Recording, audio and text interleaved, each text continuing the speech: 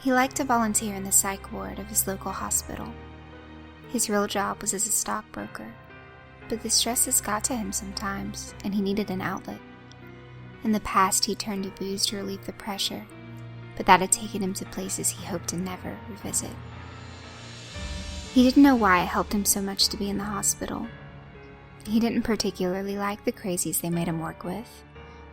In fact, he thought most of them were beyond help. He supposed it was really Anna that kept him coming back. Anna was just a little girl, maybe 10 or 12 at the most. She shouldn't really have been in the ward with the adults, but his small town wasn't wealthy enough to have separate housing for minors. He felt sorry for all the kids who had to bunk with these terminal whack jobs. Or he would, if Anna weren't the only one there under 35. That just made it sadder, he supposed. He felt a need to protect this little girl from the frightening company she kept, so he had promised himself never to leave as long as she was there. Anna was probably the least screwed up person in that hospital. She had terrible anxiety any time she left the building. They said if she left, she'd probably die from the shock of it. The only thing that seemed to make her feel better was talking. So he talked to her for hours on end about even the most inane topics. He felt a need to know everything about her, a need that transcended what should probably have been suitable for their relationship. But Anna seemed so happy when he talked to her that he could never bear to leave her for long. The only subject they avoided was her reasons for being in the ward. He felt that if there was a reason, she would tell him in her own time, and that if he pushed her, he might break the connection they had to each other. Their bond had been growing stronger every day. They were almost as close enough to be brother and sister, so close that he no longer pretended to be working with the hospital. He quit his volunteering gig and came in every day just to be with her. He seemed to even be helping her with anxiety, until one day he found her curled up into a ball in her bunk, sobbing quietly to herself. When he asked her what was wrong, she finally told him why she was in the hospital. She and her mother had been in a car accident with a drunk driver. Her mother had died as a result, and she had to be hospitalized. She hadn't talked for months after that. In fact, she only started talking around the time he had started at the hospital. Touched by the idea that he might have had some part in Anna's healing, he felt brave enough to ask her if they'd caught the killer. She told him that they hadn't, that was why she couldn't leave. She was so scared he'd come after her. He tried to comfort her, tell her that a drunk driver wouldn't even remember her, but nothing helped. Finally, in desperation, he promised to kill the driver if he ever managed to get close to her. That got Anna's attention, and though she was shocked at the statement's brutality, it at least got her to stop crying. The rest of the day went normally, but he decided that he would talk to Anna's doctor before he left. He hadn't talked to the doctor before, but everyone at the ward knew him, so he felt no qualms about introducing himself. When he asked about Anna, the doctor seemed extremely keen to hear what she'd said. Apparently no one knew why she was in the ward in the first place. They just found her wandering, bloody by the side of the road. Surprised, he told the doctor Anna's story. At the end, the doctor leaned back in his chair and sighed. "Richard, what you're telling me is very serious. There isn't anyone named Anna in this ward. You had a nervous breakdown recently. You've been coming to the hospital for psychiatric sessions. However, you've been getting worse, not better. For the last month, you haven't left the ward. Tell me, Richard, do you remember the last time you were at work?" It was a stupid question. Of course No. He'd taken some vacation time off to spend with Anna. How had he forgotten that? But the doctor shook his head. "You were forced to take a psychiatric leave. We believe you had some sort of traumatic event, one that triggered your breakdown, and subsequent hallucinations. From what you've just told me, I'm inclined to believe you were responsible for an accident while drunk driving." He sat there, frozen in shock. This was impossible. He'd quit drinking, right about when he'd started at the ward. No, he couldn't have. But it was rushing back, The erratic light from the headlights as he swerved, the screech of rubber as he saw them, the one frozen second where he saw a 10-year-old girl screaming from the back seat. When he looked back, the doctor wasn't there. Anna was sitting in the doctor's place, saying nothing, just staring at him. He stared back for a second and then had to look down. He felt so guilty. So guilty. And he had made a promise. Richard picked up the scissors.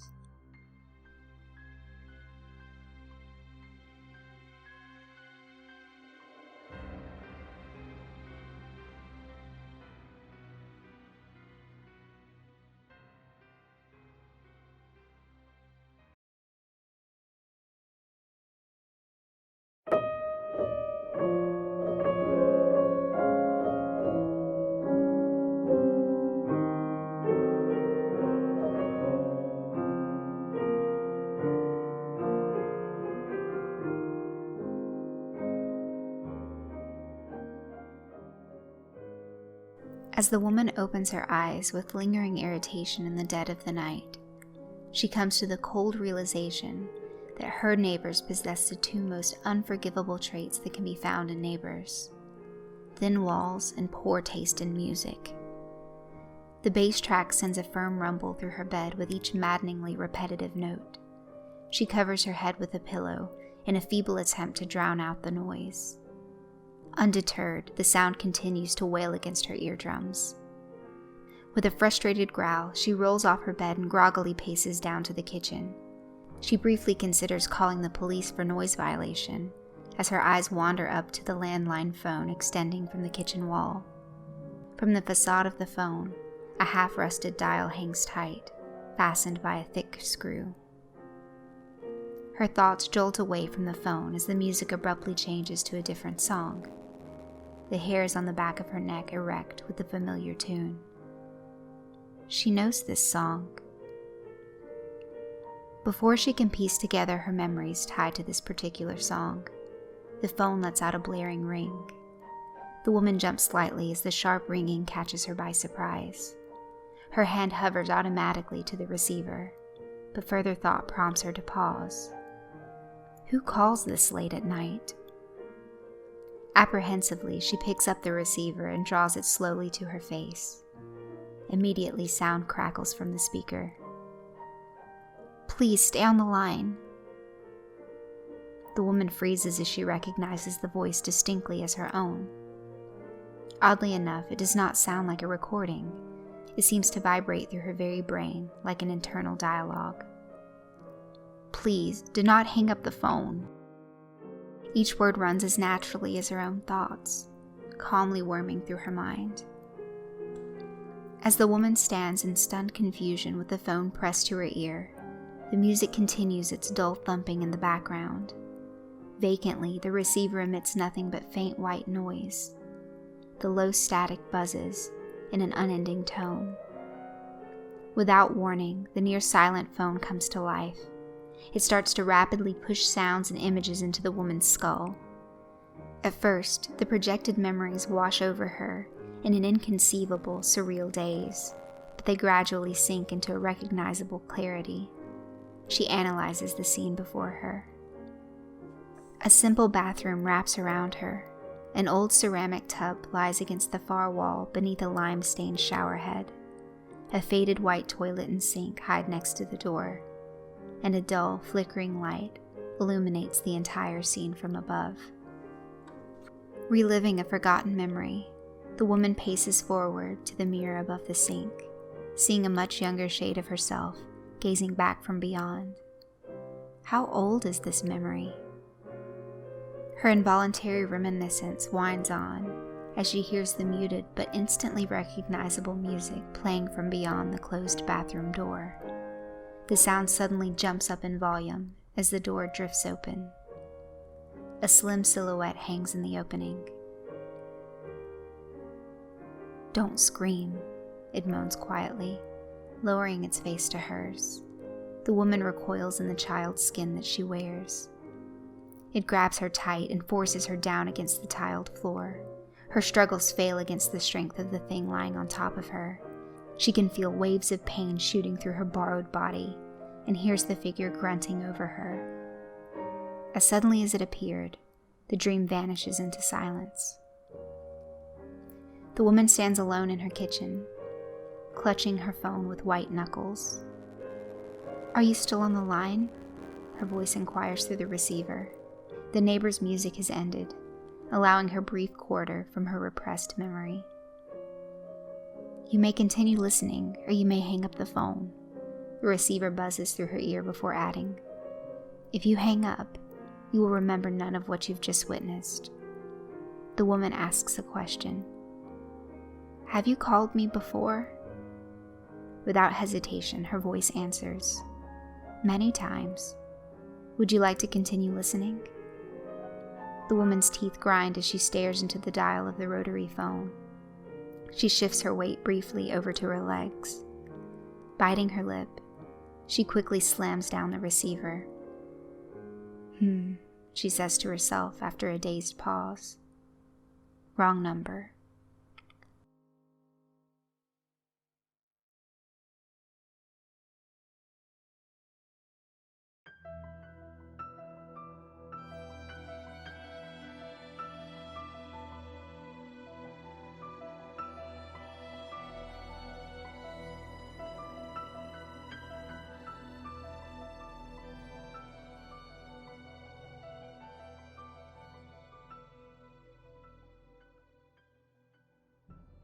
He sat there in the subterranean depths of the city sewers, squatting in the collected filth of 840,000 different people.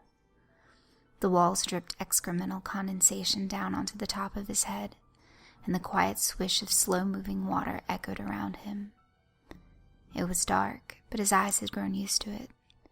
He could almost see now. He rocked on his skinny haunches, not feeling the cold or the damp.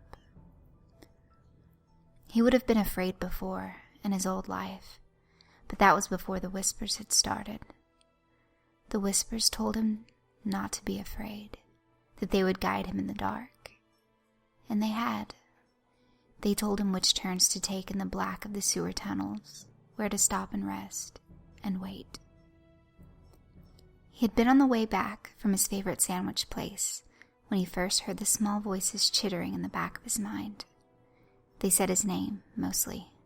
He had tried pills at first, antidepressants and the like, but nothing had made the voices stop. His attempts to remove them only exacerbated their presence. They told him to trust them, that they were his friends, that they needed his help. He began to believe them after a while. They told him he was chosen for a higher purpose. He was going to spread the word. They directed him to the manhole cover behind his apartment complex and told him to go down it. He removed his socks, shoes, and belt and folded them neatly, placing them all together in a perfect little pile next to the hole. Then he climbed down into the dark. He crawled for an eternity in those dank pits, never questioning the voices in his head. When he found the alcove where he now sat, they told him to stop, and so he did. That was when the pain began, a stretching sensation in his guts, a pulling under the skin. They had told him to ignore it, and so he did. The rats had stopped approaching him. They had been aggressive when he first trespassed in their domain, sprinting forward and biting at his ankles. He could hear them skittering in the dark now, just outside the alcove, but they didn't come any closer. It was like they were afraid. He rolled his tongue around his mouth, prodding at his teeth. One of them was loose, lolling about on its root. "Pull it," the voices said. With 2 fingers, he took hold of the rogue tooth and began to yank it. He pulled and pulled, tears forming unnoticed in his swollen eyes. It came out with a thunk and small outpouring of blood, and something else that tasted bad. "Throw it away," the whispers said. He tossed it into the outer darkness, scattering the congregation of rats.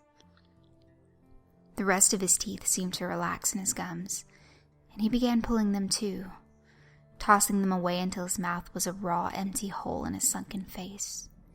He spat onto the floor, saliva, blood, phlegm, and that strange foreign fluid all together in one putrescent blob. It coalesced and slithered away into the darkness. He watched it go with his almost sight, and all at once he understood. He was a vessel, a holy receptacle for the seed of the gods of decay. The voices had guided him to a spawning place, a safe haven where they could be birthed into their new world. He smiled, his bleeding gums a hideous parody of mirth in the dark. He remembered, all of it making sense now, those strange things that the voices had told him to ignore, suddenly clinking together in some monocolored Rubik's Cube in his mind. How he hadn't recognized the foreign man who'd made his food, the way he had surreptitiously added something from his apron pocket to the meat and cheese. How the man had smiled, toothless, and insisted that it was on the house. "Yes," the voices whispered, "you are the father of the new order. You will be our first prophet." His body began to surge then, the skin swelling, bones, muscle, and sinew stretching, tearing, making way for some kind of unnatural birth. And then he erupted, his body splitting at every juncture, spilling forth thousands of fat, white worms into the water and defecation that passed through the tunnel. They joined the flow, letting it carry them along in its fetid current. Somewhere far above, the warm light of the sun shined down on a world that had no idea it had just ended.